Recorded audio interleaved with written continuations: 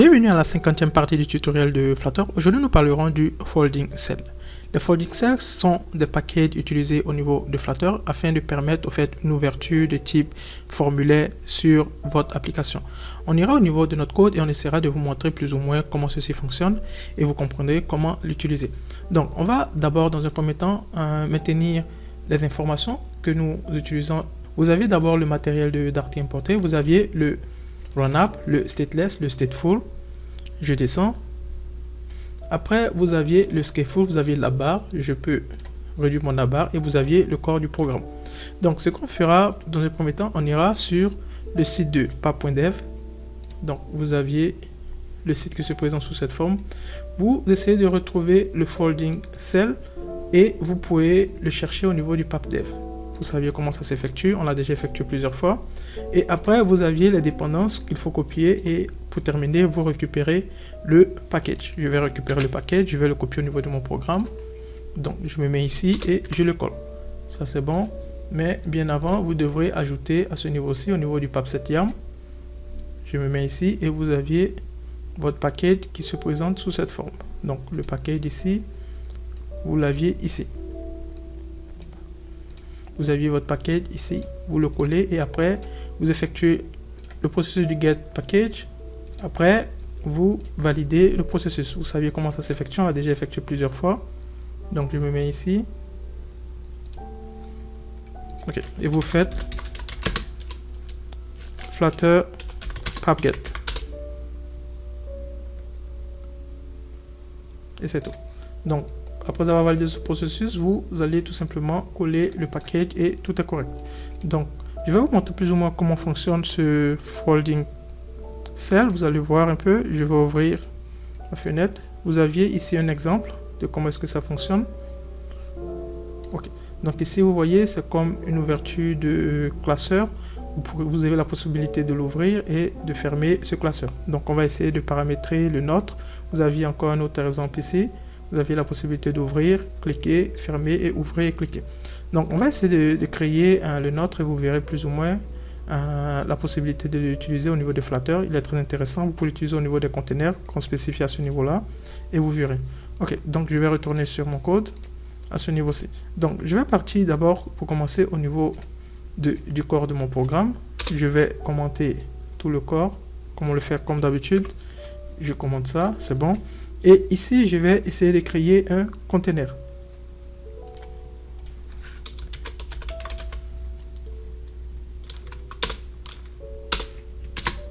Donc, je vais donner une couleur à mon container. Je vais lui donner une couleur classique, par exemple je vais prendre du blanc 10 pour que ça soit un peu plus sombre. Vous aviez des enfants du container, vous auriez par exemple un list view qu'on va essayer de créer. Donc ici, je vais mettre list view. Ok. Vous aviez votre list view. On peut lui spécifier pour lui dire il faudrait que le défilement s'effectue sur l'axe au niveau vertical. Ok, ça c'est bon. Et on aura au niveau du list view des enfants. Donc on va essayer d'ajouter d'abord un padding. Vous saviez comment tout ceci fonctionne. On ne fait que effectuer des répétitions. Si vous n'aviez pas une idée sur tout ça, vous pouvez retourner sur le tutoriel qu'on a eu à effectuer et vous comprenez comment tout ceci fonctionne. Donc on va utiliser le edging set. Vous avez le edging set et on va utiliser le only. Ok, on va prendre le only et on va effectuer une distance par exemple de 100 vers la gauche et on va utiliser aussi une distance de 15 par exemple vers le bas. Ça c'est pas mal. Après vous aurez un enfant. Et l'enfant, vous aurez, comme d'habitude, on va prendre un test. Donc, vous aviez ici le test et vous aurez toutes les informations concernant le test. Une seconde, je vérifie ici. Ça, c'est bon, ça, c'est bon, ça, c'est bon. OK. Donc, à ce niveau-ci, on va appeler, par exemple, le nom. On va mettre resto de la ville. OK. Ici, vous aviez un rouge. Je vais mettre une virgule ici. Ça, c'est bon, c'est corrigé. Et vous auriez, on va utiliser comme d'habitude un style. Ça serait intéressant par exemple de copier une information que j'ai eu à commenter à ce niveau-ci. Je le copie, ça c'est OK. Je me mets ici, je vais supprimer celui-là. OK, ça c'est bon. Je vais enlever les commentaires et le tout est bon. Donc à ce niveau-ci, on aura l'enfant. Donc ici, je vais écrire tout simplement un resto de la ville. Ça, c'est le nom de mon application pour affichage d'informations. Donc au niveau de la couleur, on peut prendre toujours la même couleur. Au niveau du font, on peut prendre par exemple du 20 pour réduire. Et on va voir, pourquoi pas, ajouter un peu un font weight pour le mettre en gras. Seconde, je mets à l'intérieur.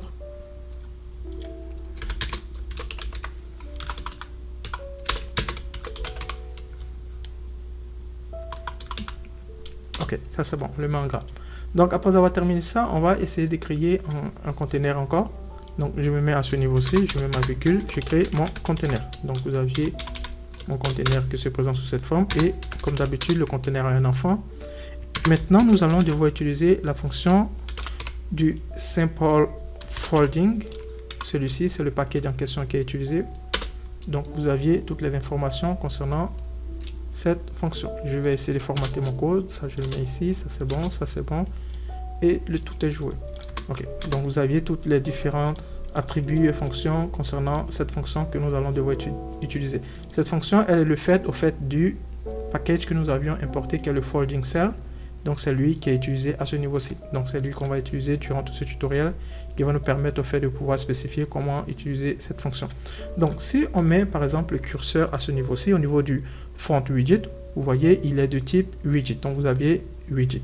Le deuxième aussi, si on met le curseur, il est aussi de type widget. Et enfin le dernier, on va voir, il est aussi de type widget. Donc ça veut dire que tous les trois doivent être des widgets.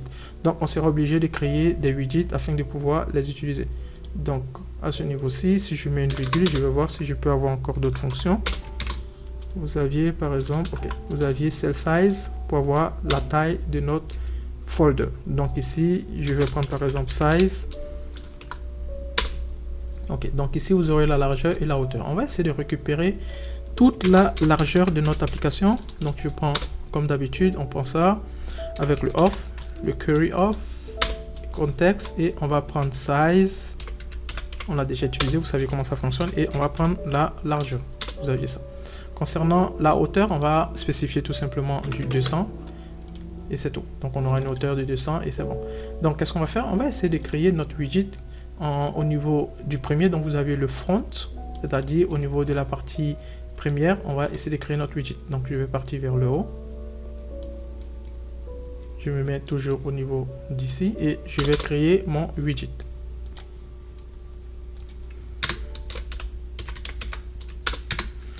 Je vais appeler ça par exemple principal widget. On va voir ce que ça va nous donner. Ça c'est le nom de ma fonction en question ou bien de mon widget. Ok, donc ici, sachant que c'est un widget, on va lui demander de retourner par exemple un conteneur.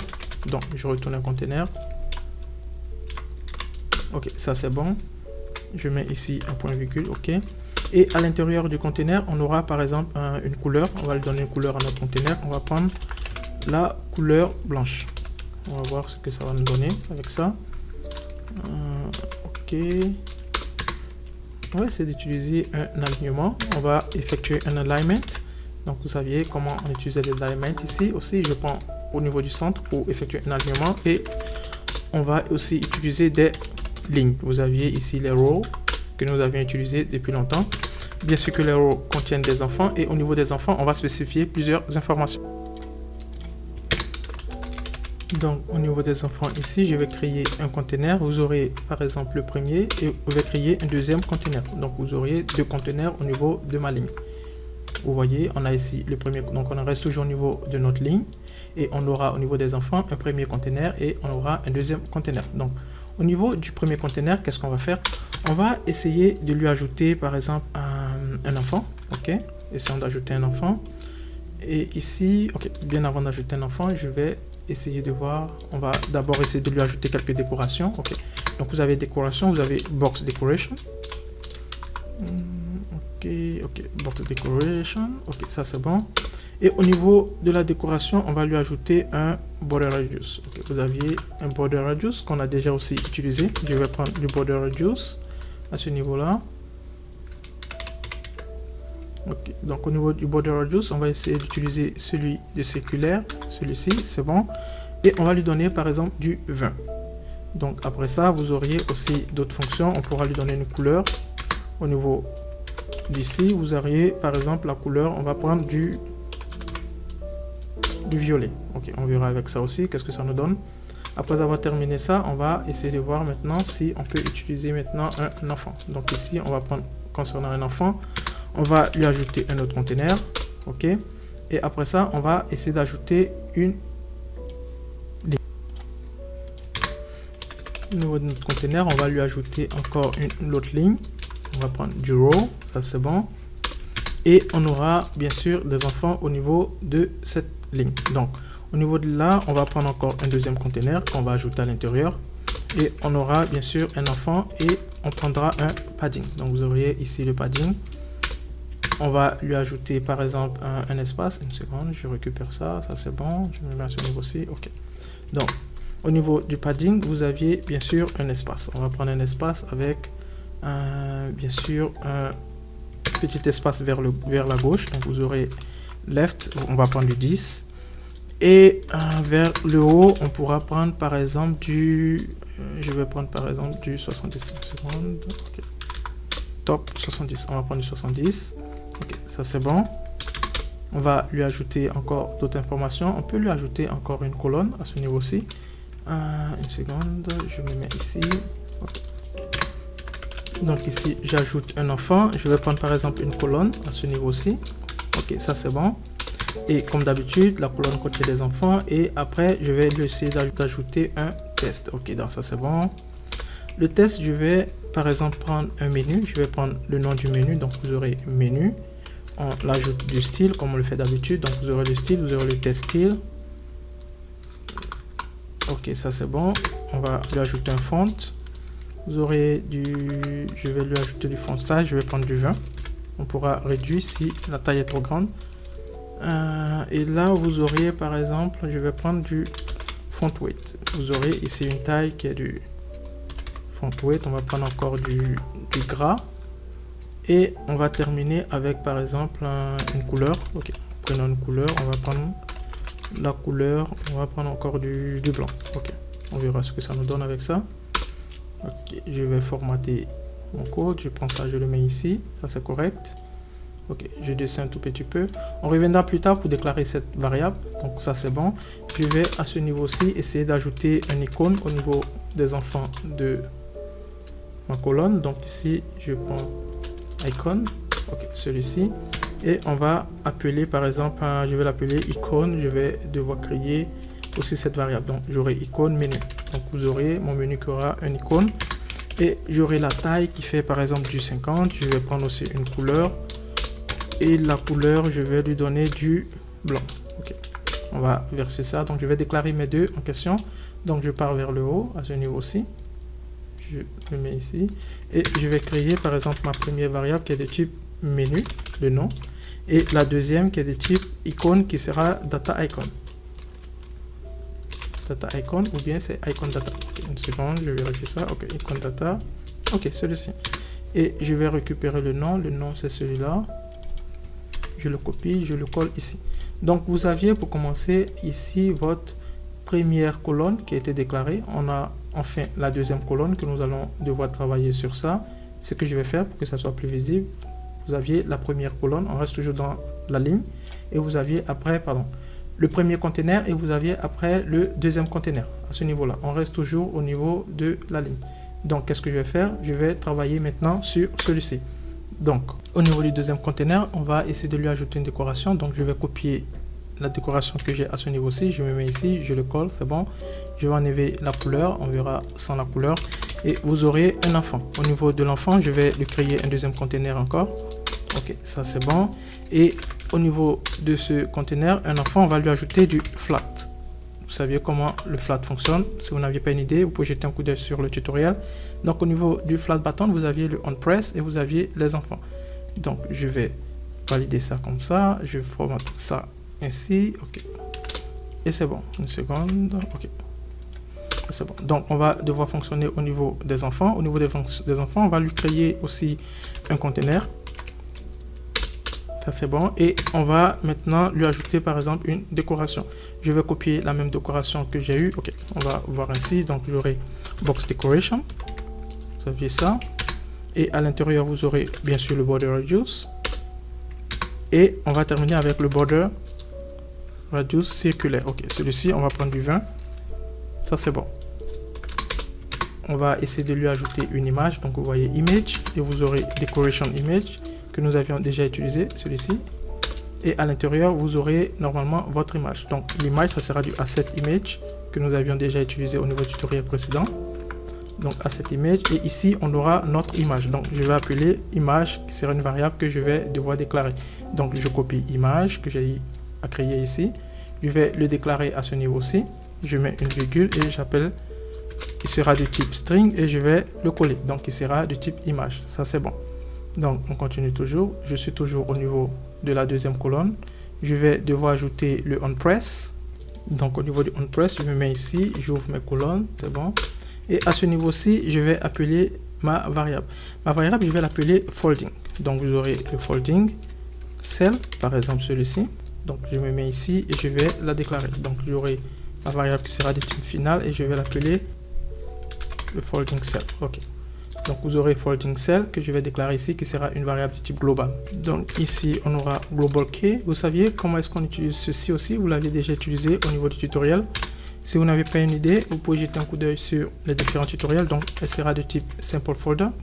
Okay, ça c'est bon. Et on va appeler notre fonction. Cette même fonction, il faut l'utiliser au niveau de notre fonction créée à ce niveau-ci. Donc on va devoir copier celui-ci. Je vais différencier celle-là. Je vais l'appeler par exemple un key. Ok, on va voir ça pour avoir une petite différence. Et je vais devoir copier celle-ci. Je la copie, je me mets à ce niveau-ci, je fais une parenthèse. Et je vais appeler la même fonction. Je vais le changer de nom afin de l'utiliser au niveau de mon press. Donc vous aviez ça, elle aussi de type global et on a celui-ci. Donc je pars au niveau de mon onPress, je le colle ici, je vais vérifier au niveau du tutoriel sur le site ici. Vous aviez le onPress et vous aviez ça. Ok, donc vous aviez si current state et vous copiez, on va copier ça, on repart au niveau de notre code et on va le coller à ce niveau-ci, créer. Donc vous aviez le premier paramètre qui est le principal, on va copier principal, on va au niveau du corps du programme. Je me mets à ce niveau-ci et je l'appelle.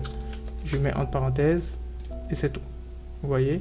Et après, on va devoir ajouter d'autres fonctions à l'intérieur pour pouvoir spécifier en question, c'est-à-dire on pourra spécifier le nom du menu, l'icône, l'image et cette fonction qu'on pourra récupérer. Donc, je vais devoir me mettre à ce niveau-ci et je vais devoir créer nos différentes informations. Je vais les écrire à l'intérieur.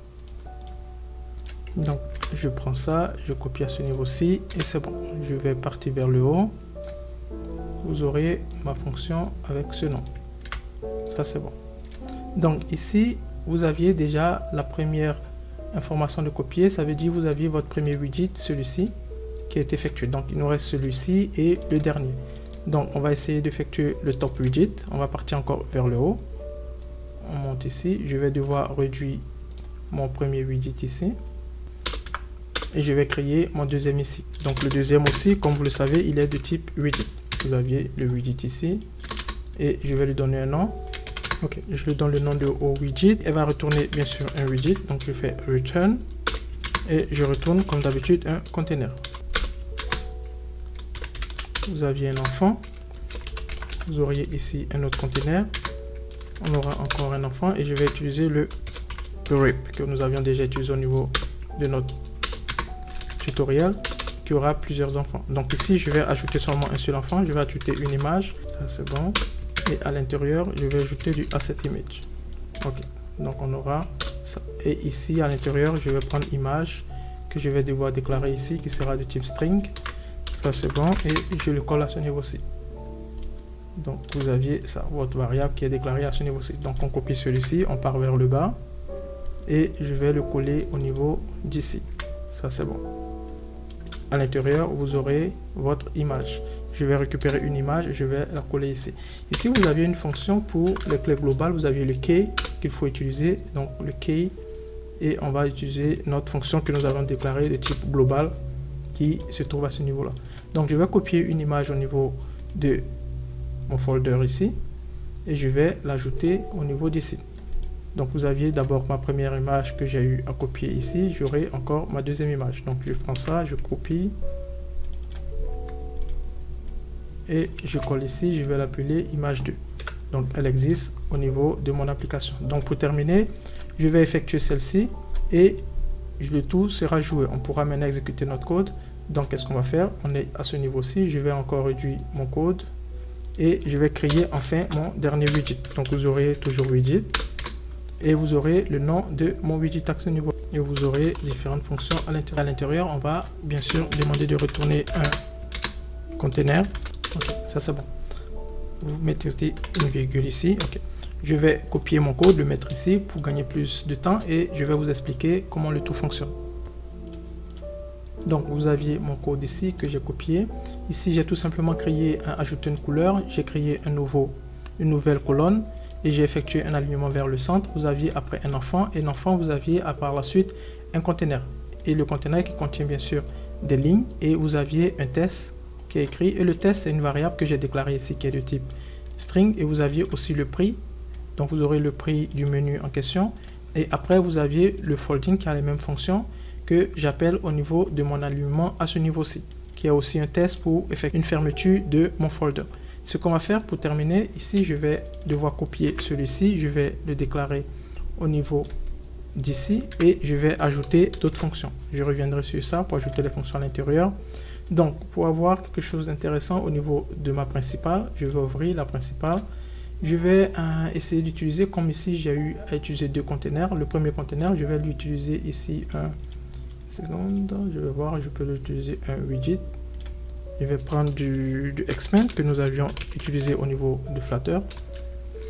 Donc vous aviez ça et l'expand, on a un flex. Je vais prendre ici par exemple du 1 et le deuxième en question c'est celui-ci. Je vais prendre aussi un autre widget. Vous aviez ici le expand et le expanded, vous aviez aussi la fonction qui est le flex. Donc vous aviez le flex, je vais le mettre à 2 pour avoir un qui est un peu plus grand que l'autre et c'est tout. Donc au niveau du corps du programme, si je pars au niveau du corps du programme concernant la base du widget que j'ai eu à copier, question, ok, vous aviez la barre et vous aviez tout le code qui est ouvert. Donc je reste à ce niveau-ci.